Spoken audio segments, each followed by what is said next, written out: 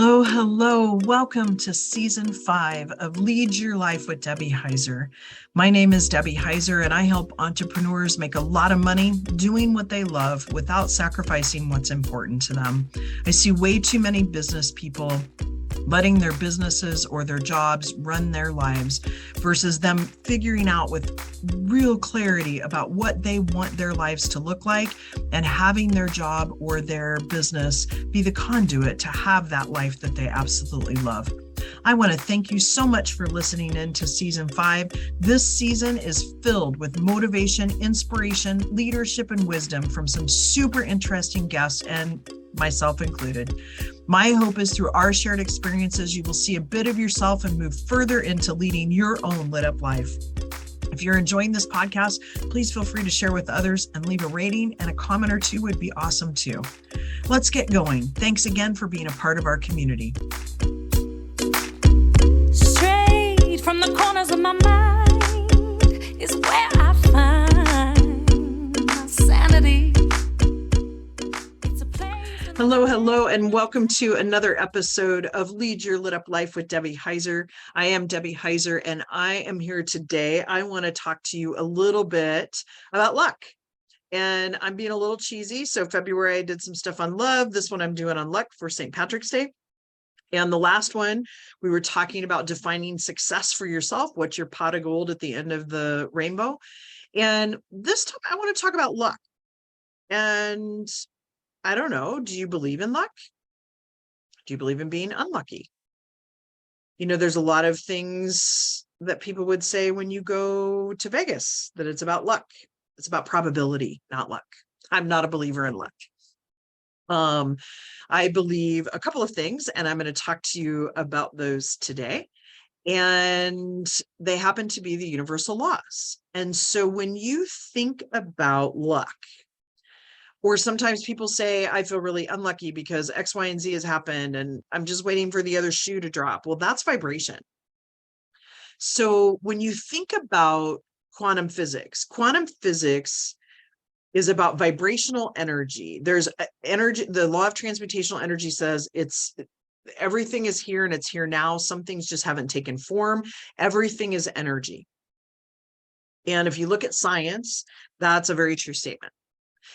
And we're all neurons and protons. We're energy. When you think about quartz watches, that's why they're called quartz watches, is they have a small chip of quartz rock, the crystal in them, so that because the quartz crystal sends off the most even, consistent vibration to keep time. So when we think about those things, and then the law of rhythm falls in there too. So there's all sorts of universal laws with this. For me, it's not about luck. It's not about being lucky or unlucky. It's about the law of vibration. What kind of vibration am I putting out there? Am I showing up in love and in gratitude? Am I finding those things to be grateful for every day? There are things everywhere to be grateful for. I know I live in North Idaho. I live on a glacier-fed lake with mountains, and there's a mile-long bridge that I cross every day to come to work and go back home.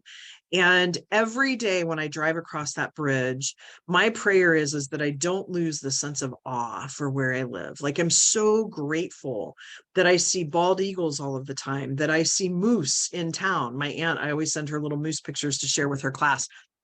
You know, like, there is just so much beauty here, and the water, and there's just, life is abundant. It's just a matter of us seeing it. Now, don't get me wrong. Everybody has tough stuff. Like, there is tough stuff happening, right? And there are things that have happened and trauma that has happened to people.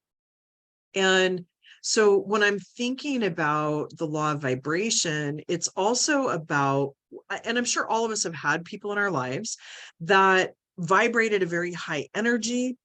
You talk to them, and whenever you leave their presence, you feel better. You feel more energetic. You feel more positive. You see possibilities that maybe you didn't see anymore. You potentially have shifts that occur for you. Sometimes they're life-changing shifts that happen.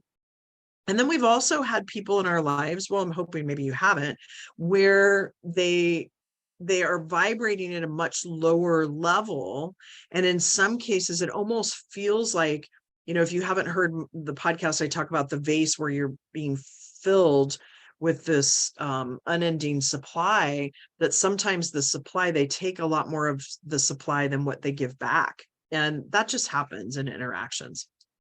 You're not always going to have people in your life that constantly are energizing you. But it's about understanding then either what do I do when I feel like more energy has been taken from me than what I'm willing to give up, and or trying to fill that energy back up. How am I taking care of myself? I know when I'm really stressed, there are certain people that I don't talk to, because I know it takes a little more energy for me.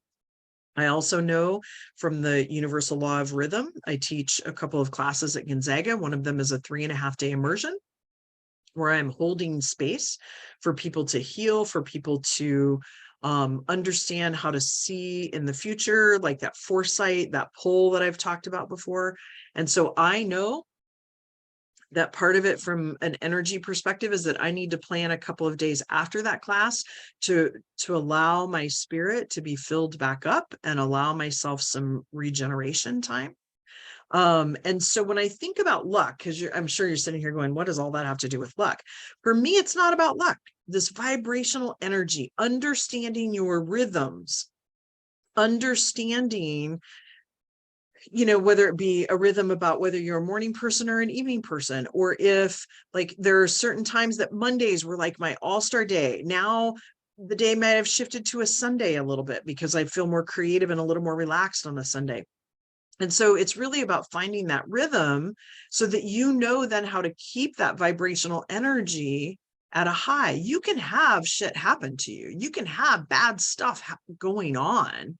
And again, not falling into the positive toxicity, but still have a high vibration about it. And, like even the death of my mother, I would much rather have her here. And when I look at things, I am very grateful for a lot of things. I'm grateful for who she was, what she taught me, the character traits she taught me. I'm very grateful for the time that I had, and that I was lucky enough to call her my mother. I feel grateful that she taught me the value of family and how, you can't take family for granted. And there's just so many things that I'm grateful for about that, and grateful for some of the things that I've learned from losing her, and grateful for how my eyes have been opened in the future about things because of her and experiencing her. So this whole thing about vibration, and if you're someone listening to this and you're like, you know what, I'm just unlucky, I'm clumsy, things happen to me, I would challenge you to kind of think to yourself, are you really unlucky, or is this just a situation that occurred to you? Because we create this construct, and I talked about constructs in the first part of it, where we say we're unlucky, but in fact, it's a vibrational energy. And the universal law of cause and effect says we are first cause.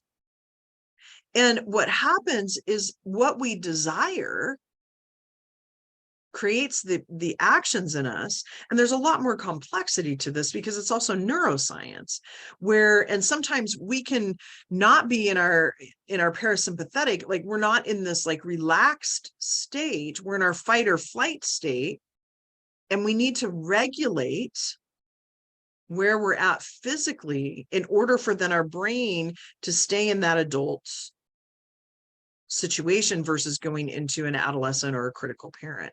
So this idea of being unlucky, I would just invite you to look at how you're vibrating. We live in a complaint culture, and it's very interesting to me. I don't remember what I was listening to a while back about this, that it sparked my awareness about being in a complaint culture and how we connect through complaints. And how many times if you walk in somewhere, people are complaining about the weather. I mean, I know, I'm not going to lie. I've been complaining the last 3 days about it being negative below zero here where I live in the wind chill, right? It's cold. But catching yourself doing that and trying to look at how many times do I actually complain about things. And here's the interesting thing. The hippocampus, and I've mentioned this in other podcasts, the hippocampus part of the brain is actually part of your brain that helps you solve problems. But what happens is when we complain, it creates, like, it actually takes the hippocampus and shrinks it. So it's kind of ironic that the part of our brain that helps us solve the problem that we're potentially complaining about is getting smaller because we are complaining. I just find that kind of ironic. So when we think about lucky or unlucky, it's really about understanding how you're vibrating. How are you showing up? And these things are very subtle. You know, I had a conversation with my business coach back in October, and I realized that I was showing up and putting these lenses, these glasses on, that I felt like, and I didn't really like consciously feel like my son was going to disappoint me. So I don't want it to feel like it was conscious, but it was like I was subconsciously showing up thinking I was going to get hurt, thinking that he didn't want to spend time with me. And do you see how like this turns this inward to this construct of judgment, when in fact my son loves me and my son and daughter-in-law enjoy spending time with me. But when I show up in that energy of questioning and not being confident in who I am, then who wants to hang out with that? I don't even want to hang out with myself when I'm that way.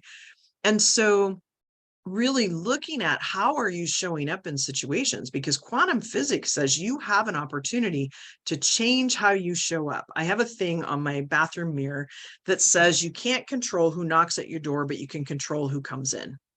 And I believe that's true of energy too. You can control the energy that comes in and out. Now, it doesn't mean that bad things happen. I have a friend that bad things happen, but she's always like, okay, well, let's go this way. This has happened. Okay, I can't change it. And I think back, and I want to get one of these coffee mugs.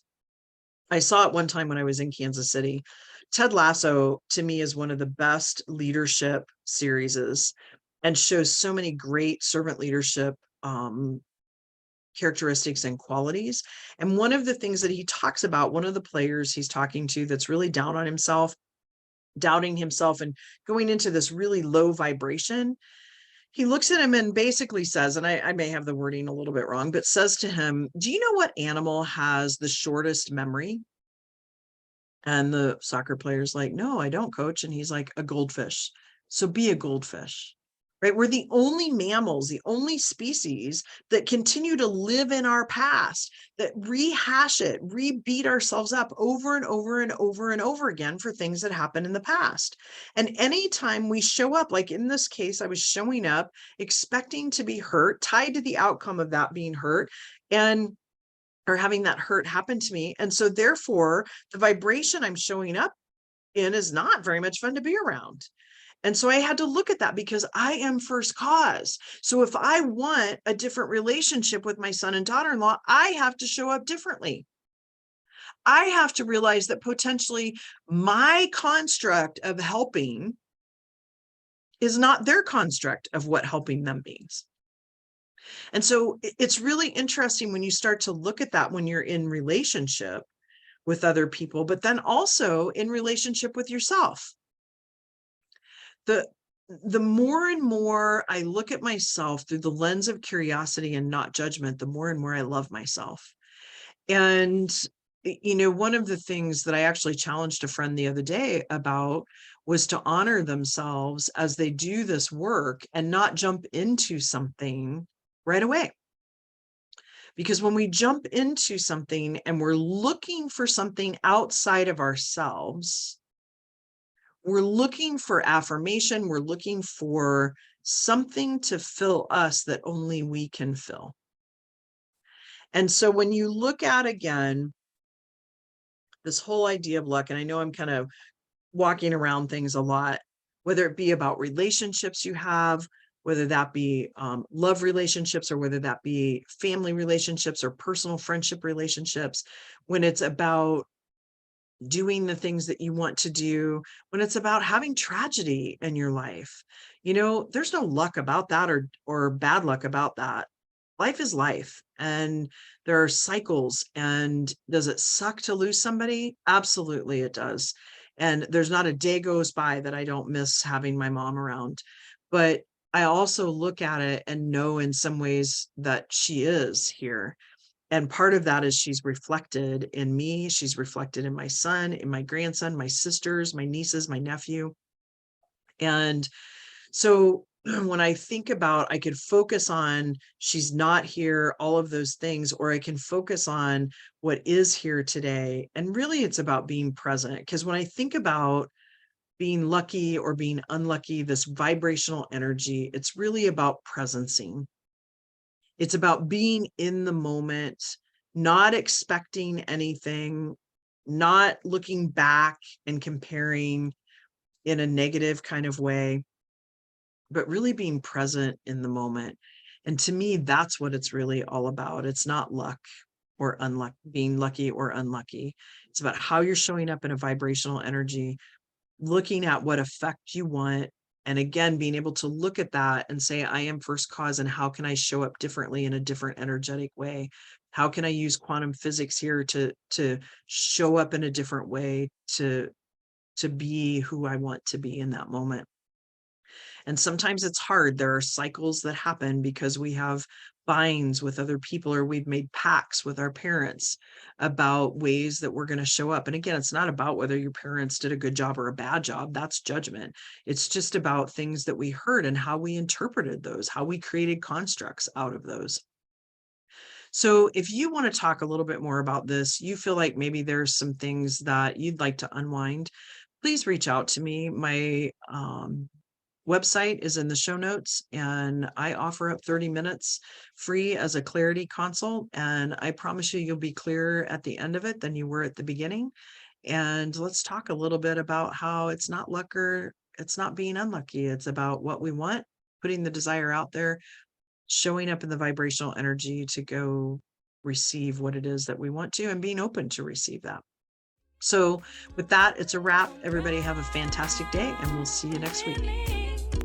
Thanks so much for listening. The song Ride is co-written and sung by Miss Jackie Wilson and her collaborators Tyler Banks, David DJ Lee, and Chris Renee. And a huge shout out to them for allowing us to use this perfect song. Everyone have a fabulous week, and I'll talk to you next week.